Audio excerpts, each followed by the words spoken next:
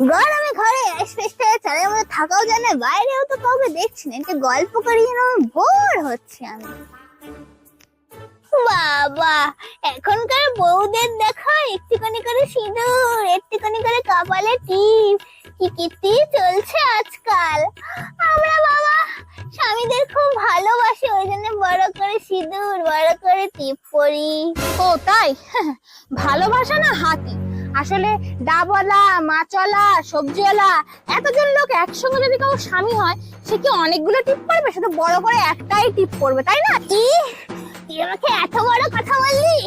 আর তুই কি করিস? সেই ছোট্ট টিপ, ছোট্ট সিঁদুর কোনো পরপুরুষ দেখলে টুক করে মুছে দিয়ে অমনি আইবুড়ো সেজে যাস। আর তুমি কি করো? অত বড় টিপ পরে মাছওয়ালা, সবজিওয়ালা সঙ্গে ইন্টু পিন্টু করো। কি যত বড় মুখ না তত বড় কথা। দেখ আজকে তোর কি করি। আমি দেখতুম